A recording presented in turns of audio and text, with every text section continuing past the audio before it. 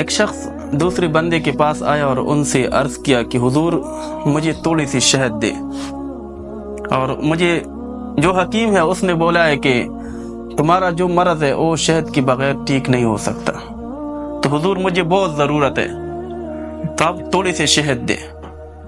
اس بندے نے اس شخص سے کہا کہ آپ ناراض نہ ہو، میرے پاس اتنی وسعت نہیں ہے، اتنی طاقت نہیں ہے کہ تمہیں شہد دلا سکوں، لیکن ایک راستہ آپ کو دکھاتا ہوں۔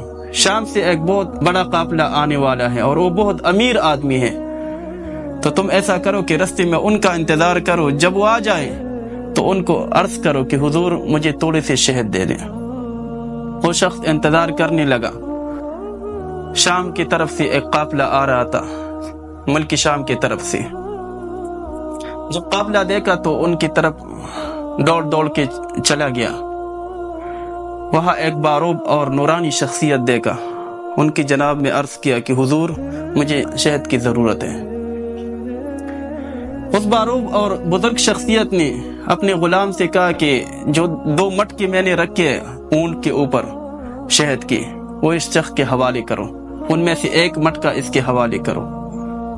اس نے عرض کیا کہ حضور اگر ہم 1 مٹکا ان کو دیں گے تو پھر ہمارا جو بوجھ ہے وہ ایک طرف ہلکا ہو جائے گا اور دوسری طرف بوجھ ہے وہ زیادہ ہو جائے گا، تو اس کی وجہ سے اونٹ کے لیے چلنا پھرنا پھر مشکل ہو جائے گا۔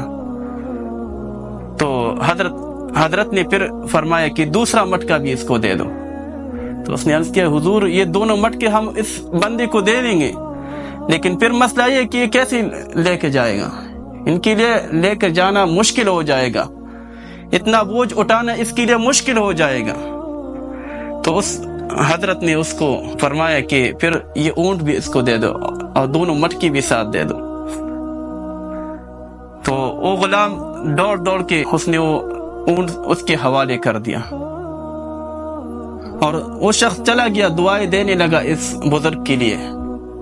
اس کے بعد جب یہ غلام اس بزرگ کے پاس آیا تو وہ بزرگ کہنے لگا اس کو کہ جب میں نے تجھے پہلے بار بولا کہ یہ مٹکا اس کے حوالے کرو تو تم اتنی تیزی کے ساتھ نہیں چلے، پھر دوسری بار جب کہا کہ یہ 2 مٹکا اس کے حوالے کرو پھر بھی اتنی تیزی کے ساتھ تم نہیں دوڑے، لیکن جب تیسری بار میں نے کہا کہ یہ اونٹ ان کے حوالے کرو تو تم دوڑ کے اس غلام کے پاس وہ اونٹ لے کے چلا گیا۔ اس میں راز کیا ہے؟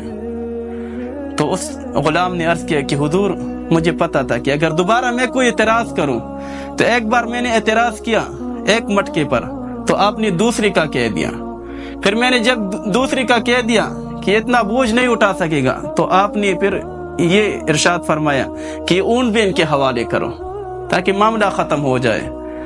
تو پھر مجھے ڈر لگ گیا کہ اگر میں ابھی دوبارہ اعتراض کروں تو اس صورت میں پھر آپ بولو گے کہ تم بھی اس کے ساتھ چلے جاؤ، تو اپنے آپ کو بچانے کے لیے میں نے ایسے کیا۔ تو اس بزرگ نے فرمایا کہ تم پھر آزاد ہو جاتے، غلامی سے نکل جاتے، تمہاری غلامی کا جو دور ہے وہ ختم ہو جاتا۔ تو اس نے کہا حضور مجھے اس پر کوئی افسوس نہیں ہے، اگر میں آزاد ہو جاتا میرے لیے تو یہ ایک آسانی تھی، لیکن آپ جیسی آقا مجھے کبھی نہیں مل سکتا، پھر میں آزاد ہو جاتا لیکن آپ جیسا آقا میرے لیے ڈھونڈنا پھر مشکل ہوتا۔ آپ کو پتہ ہے یہ بزرگ شخصیت اور یہ سخاوت کا پہاڑ یہ کون تھا؟ یہ حضرت سیدنا عثمان غنی رضی اللہ تعالیٰ عنہ ہوتے، جنہوں نے اتنی بڑی سخاوت کر دی ایک وقت میں۔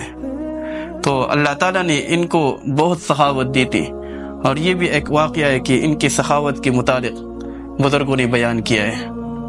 تو اللہ تعالیٰ حضرت سیدنا عثمان غنی رضی اللہ تعالیٰ عنہ کے درجات بلند فرمائے۔ وما علی الا البلاغ۔